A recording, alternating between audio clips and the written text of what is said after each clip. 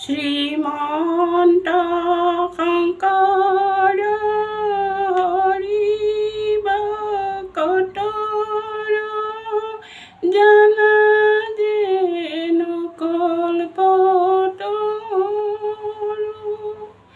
তাহান্ত বিনাই নাই নাই নাই আমাৰ পৰম গুৰু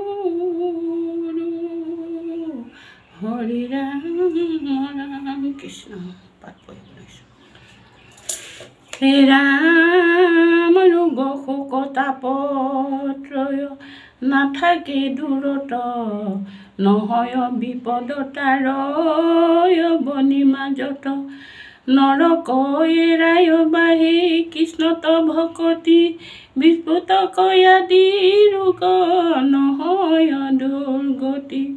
হে ৰাম জীৱৰ পালক কৃষ্ণ যদি তুষ্ট হৈ ন্যায় ভক্তি বুলি তাক কহে বেদ ছয়।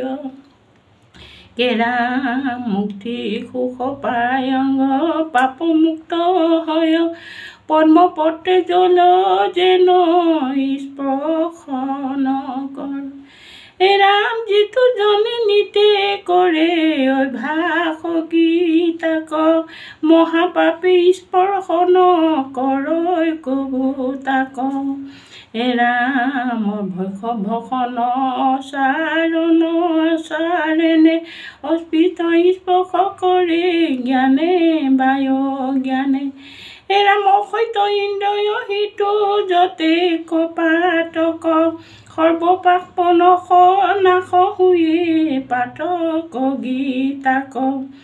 সবত আহাৰ কৰে নকৰে বিচাৰ গীতাৰ পাঠে সেই পাপ খণ্ড তাহাৰ।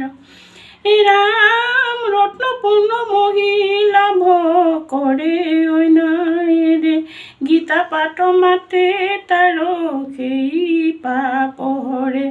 হে ৰাম অন্তৰত গীতা যাৰ কৰয়ৰ মন সৰ্বাংগিনী পণ্ডিত উদ্যাপক ক্ৰিয়াবান। হে ৰাম জ্ঞানী ধনী যোগে যিটো অৱশ্যে হুয় সিটো সদা হৃদয়ত গীতাক ধৰয়। হে ৰাম সৰ্বকালে যিটো স্থানে গীতা পাঠ হয় হে ৰাম পৰাগিত সবে তীৰ্থ সেই থানে ৰয়। হে ৰাম যোগী দেখি দেৱগণে দেহ ৰক্ষতাৰ থকায় সবত তাৰ দৈৱ কি কুমাৰ। ধ্ৰুৱ আদি পৰিষদ নাৰদ গোসাঁই সৰ্বদা গীতাৰ আগে অৱস্থান হয়। হে ৰাম পঢ়ে শুনে কিম্বা অৰ্থ কৰায় গীতাত অৱস্থান কৰে কৃষ্ণ সহিতে তাহাৰ। নাৰায়ণ বদিত শুনিও ধনঞ্জয় হৃদয়ত ধন গীতা জানিবা নিশ্চয়। হে ৰাম গীতা মাত্ৰ সবতৰ জ্ঞানৰ আধাৰ তিলোকক পাইলো মই আশ্ৰমে গীতাৰ।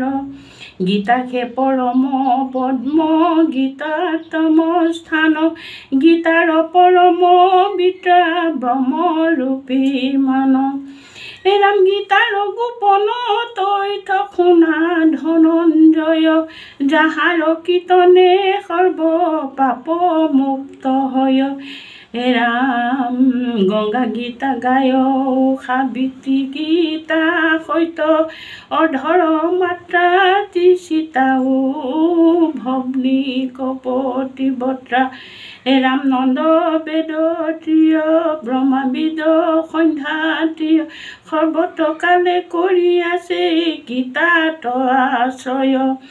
হে ৰাম মূল মাজে আন নাম আশ্ৰয় যতকে শুদ্ধ মানে স্মৰণ যি কৰে পৈতেক কৃষ্ণ।